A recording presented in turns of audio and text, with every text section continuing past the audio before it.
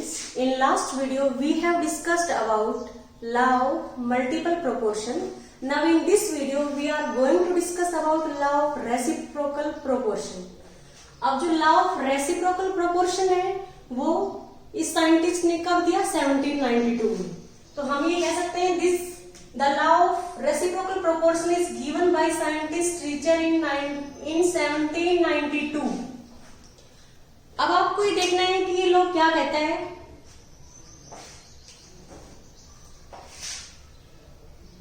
This law states that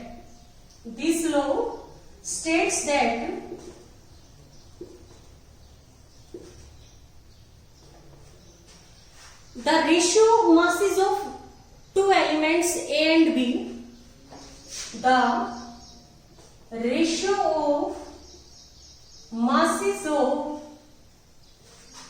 two elements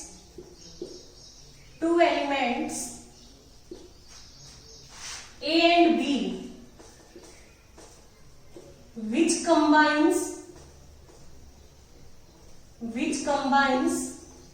separately with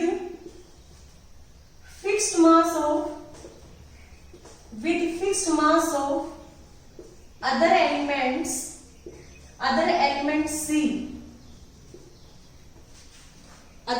C is either same or some simple multiple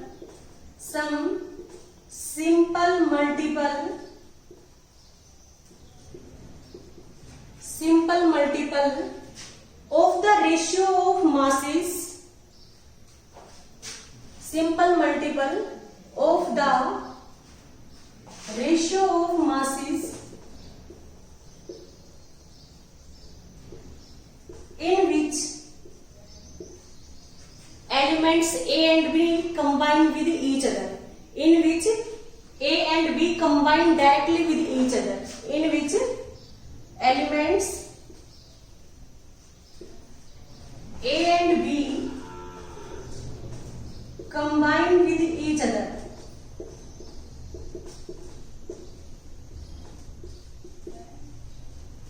अब हम जो इस law की statement है उसको एग्जाम्पल की हेल्प से समझते हैं.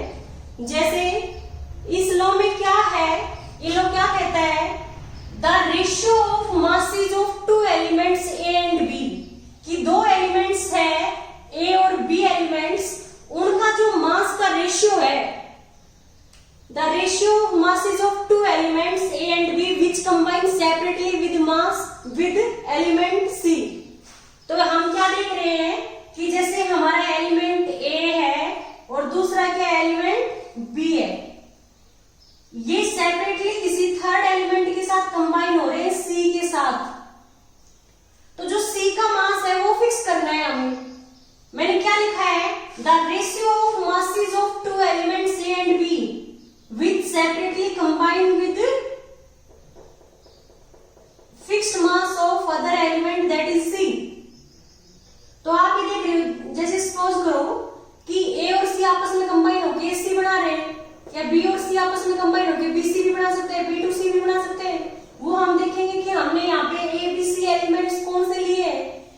तो जब ए और बी का जो मास रेशियो है, आपने जो ये सेपरेटली सी के साथ कंबाइन हो रहे हैं, तो ए सी के साथ कंबाइन होके कोई भी कंपाउंड बना, चाहे ए सी, चाहे ए टू सी, चाहे ए सी टू, ऐसे ही बी सी के साथ कंबाइन होगा तो हम सी का मास फिक्स कर देंगे. तो जिस मास रेशियो में ये सी के साथ कंबाइन हो रहे हैं वही मास रेशियो, या तो वो मास रेशियो वही रहेगा, सेम रहेगा. जब ए और बी आपस में कंबाइन होंगे तो इनका जो मास रेशियो है वो उसी के इक्वल होगा. जब ए सेपरेटली किसके साथ कंबाइन हो रहा है, ए और बी सेपरेटली सी के साथ कंबाइन हो रहे हैं, या फिर सिंपल मल्टीपल में होगा, या फिर सम सिंपल मल्टीपल में होगा. तो मैंने क्या लिखा कि जब masses of two elements A and B which separately combine with element C is either same, या तो वो रेशियो सेम रहेगा या फिर क्या होगा सम सिंपल मल्टीपल में रहेगा. किसके सिंपल मल्टीपल में? द रेशियो इन विच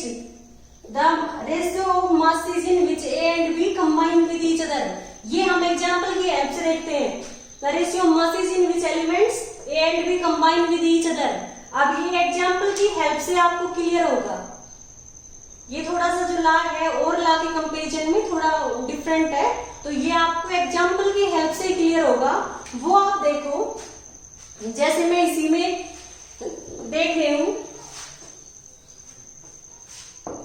कि कार्बन और ऑक्सीजन है। फॉर एग्जांपल देखो, आपने कार्बन और ऑक्सीजन का एग्जांपल लिया। कार्बन है और ऑक्सीजन है, वो सेपरेटली हाइड्रोजन के साथ कंबाइन हो रहे हैं, जिसका मास आपको फिक्स करना है। जैसे आप ये देखो, यदि कार्बन हाइड्रोजन के साथ कंबाइन हो रहा है तो क्या बनेगा? CH4। यदि 1 कार्बन हमारा हाइड्रोजन के साथ कंबाइन हो रहा है तो फॉर्मूला क्या बनेगा? CH4। यदि ऑक्सीजन हाइड्रोजन के साथ कंबाइन हो रहा है तो फॉर्मूला क्या बनेगा? H2। भाई ऑक्सीजन हमारा हाइड्रोजन पे चार्ज क्या है? पॉजिटिव। ऑक्सीजन पे क्या है? 2 नेगेटिव। इसका 2 इधर आएगा, 1 इसका इधर आएगा, तो H2 हो गया ना। तो हम क्या देख रहे हैं, जब ऑक्सीजन हाइड्रोजन के साथ कंबाइन होगा तो क्या बनेगा? H2।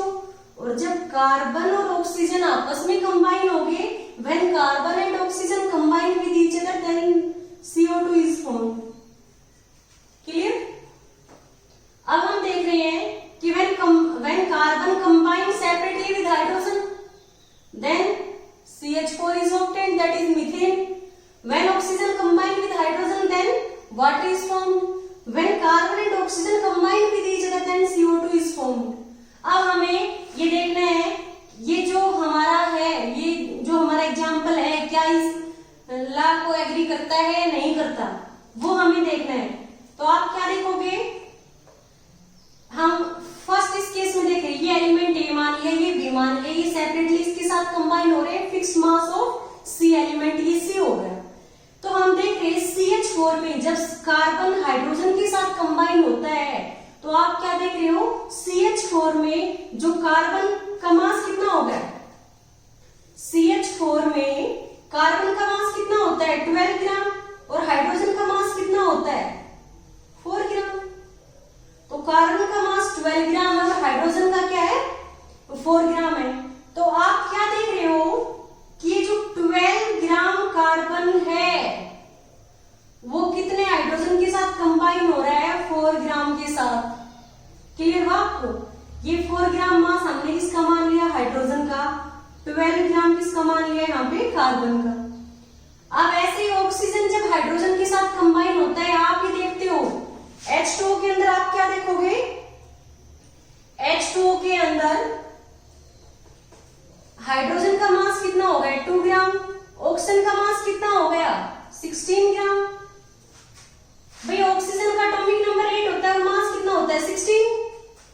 तो H2O में हाइड्रोजन का मास कितना है? 2 ग्राम और ऑक्सीजन का मास क्या है? 16 ग्राम। तो जो 16 ग्राम ऑक्सीजन है वो कितने ग्राम के साथ कंबाइन होगा? 2 ग्राम के साथ। बट हमें हाइड्रोजन का मास फिक्स करना है, 4 ग्राम करना है। तो आप क्या देखोगे, जब 2 ग्राम हाइड्रोजन कितने के साथ कंबाइन होता है? 16 ग्राम के साथ।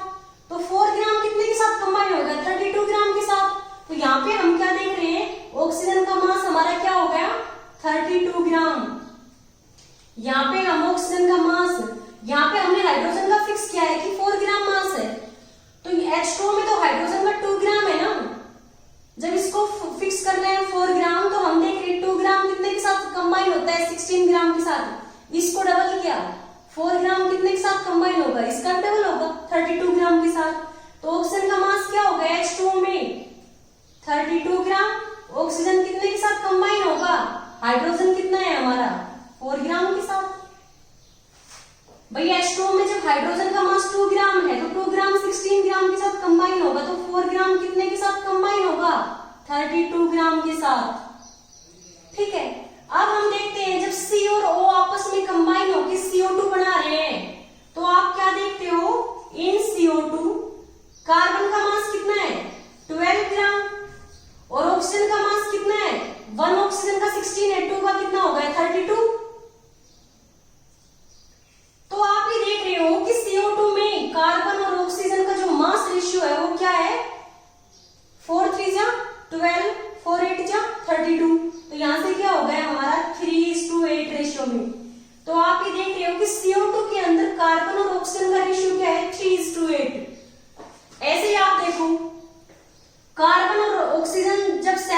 हाइड्रोजन के साथ कंबाइन हो रहे हैं, तो आप इसमें क्या देख रहे हो कि 4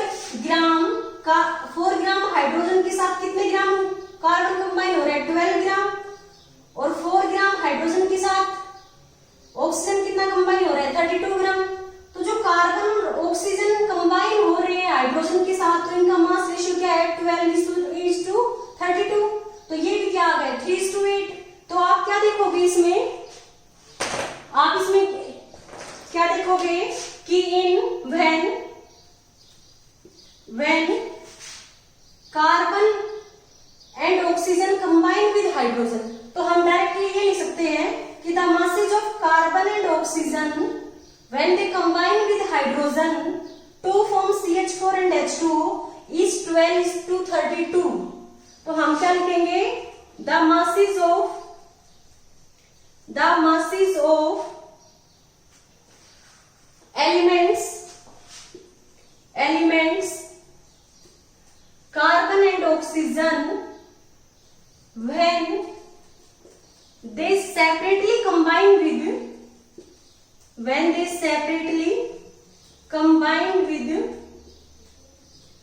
fixed mass of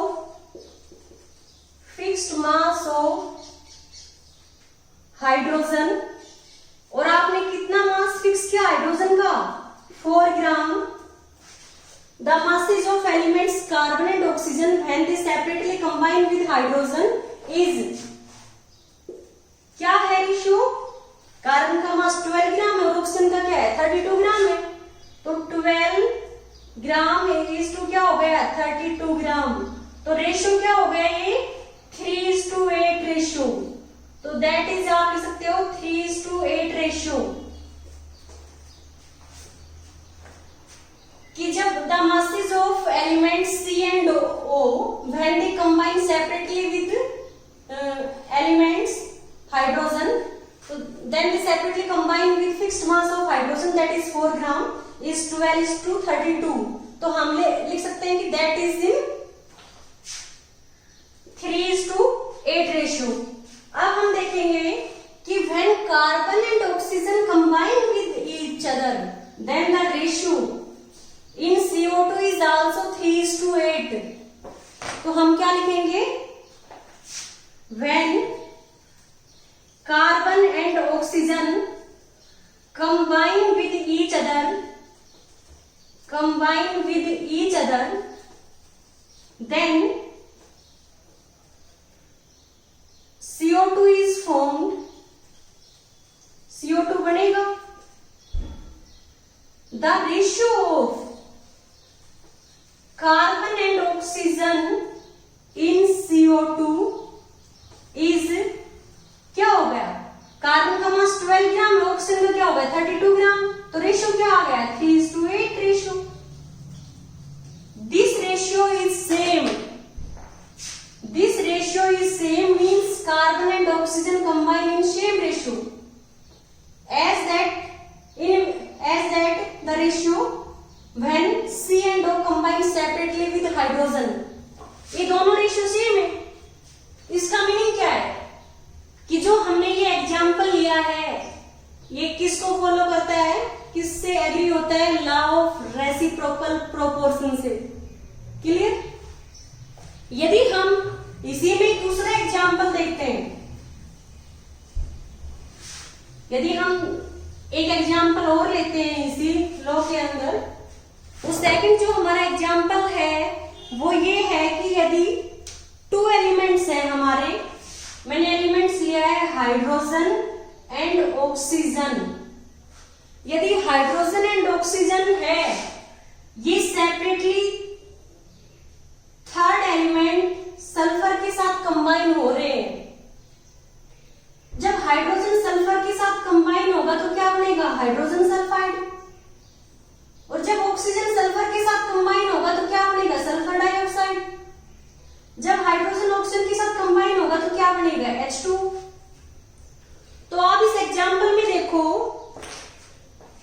कि हाइड्रोजन और सल्फर का जो रेशियो है H2S में, इन H2S जो रेशियो है हाइड्रोजन और सल्फर का, हाइड्रोजन का मास क्या हो गया 2 ग्राम, सल्फर का मास कितना हो गया 32 ग्राम। तो दोनों का जो रेशियो है हम ये देख रहे हैं कि 32 ग्राम जो सल्फर है वो कितने ग्राम हाइड्रोजन के साथ कंबाइन हो रहा है 2 ग्राम के साथ। ऐसे ही हम सल्फर डाइऑक्साइड में देखते हैं, ये तो हमारा हो गया H2S में। ऐसे ही हम सल्फर डाइऑक्साइड में देखते हैं SO2 में। SO2 में क्या है कि 32 ग्राम सल्फर, क्योंकि सल्फर का जो मास है एटॉमिक नंबर कितना होता है 16 और मास कितना होता है 32। तो जो सल्फर का मास 32 है और यहाँ पे ऑक्सीजन कितने हैं SO2 में 2 है। एक ऑक्सीजन का मास क्या होता है 16, 2 ऑक्सीजन का क्या होगा 32। तो हम क्या देख रहे हैं सल्फर डाइऑक्साइड में सल्फर का जो मास है वो भी 32 ग्राम है और ऑक्सीजन का मास भी क्या है 32 ग्राम है। तो हम देख रहे हैं जब हाइड्रोजन और ऑक्सीजन कंबाइन हो रहे हैं सेपरेटली विद सल्फर, तो हम क्या देख रहे हैं कि इन हाइड्रोजन सल्फाइड 32 ग्राम हमारा क्या है सल्फर है। तो यहां से हम क्या देखेंगे सल्फर का मास क्या है 32 ग्राम। इसमें भी क्या है सल्फर का मास है वो 32 ग्राम है, बट हाइड्रोजन का मास यहाँ पे कितना है 2 ग्राम है और यहाँ पे जो ऑक्सीजन का मास है वो कितना है 32 ग्राम है। तो हम ये देख रहे हैं कि जो हाइड्रोजन और ऑक्सीजन का मास है जो फिक्स्ड मास के साथ कंबाइन हो रहा है और सल्फर का मास जो आपने फिक्स किया है वो कितना है 32 ग्राम। तो आप ये देख रहे हो कि जो 32 ग्राम सल्फर के साथ हाइड्रोजन और ऑक्सीजन कंबाइन हो रहे हैं वो किस रेशियो में कंबाइन हो रहे हैं 2:32। तो रेशियो क्या आ गया 1:16 रेशियो। तो आप क्या लिखोगे इसमें the ratio in which hydrogen and oxygen combine with fixed mass of sulfur और सल्फर का मास आपने कितना फिक्स किया है 32 ग्राम is कि the ratio in which hydrogen and oxygen combine with fixed mass of sulfur that is 32 gram is कितना ratio है इसका 2:32। तो ये रेशियो क्या आ गया 1:16। तो 1:16 रेशियो में ये हाइड्रोजन और ऑक्सीजन कंबाइन हो रहे हैं फिक्स्ड मास ऑफ सल्फर के साथ। अब हम देख रहे हैं जब हाइड्रोजन एंड ऑक्सीजन आपस में कंबाइन होंगे तो क्या बनेगा वाटर। तो वाटर के अंदर जो हाइड्रोजन और ऑक्सीजन का रेशियो है तो हम क्या देखते हैं जो वाटर के अंदर हाइड्रोजन का मास कितना होगा 2 ग्राम और ऑक्सीजन का मास कितना होता है 16 ग्राम। तो क्या रेशियो है 1:8 रेशियो। तो हम क्या देख रहे हैं इन H2O the ratio of masses of hydrogen and oxygen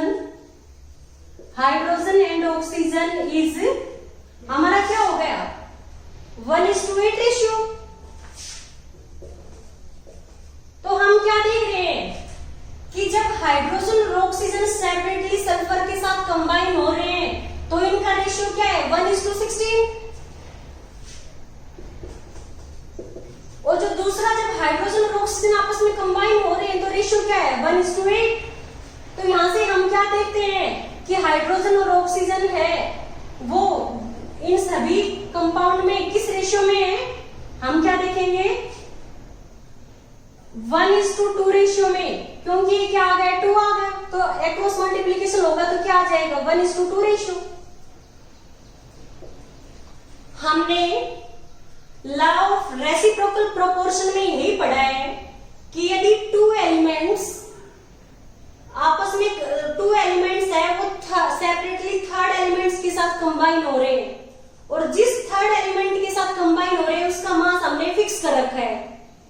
तो जो इनका रेशियो है जो इनका मास का जो रेशियो है वो या तो सेम होगा जब हाइड्रोजन और ऑक्सीजन आपस में कंबाइन होंगे या उसका कुछ मल्टीपल होगा। तो हमने इससे पहले एग्जांपल जो देखा था जिसमें हमने देखा था कार्बन और ऑक्सीजन जब हाइड्रोजन के साथ कंबाइन होते हैं तो जो CO2 और H2O है उनके अंदर जो कार्बन और ऑक्सीजन का मास रेशियो है वो सेम था जब कार्बन और ऑक्सीजन आपस में कंबाइन हो रहे थे।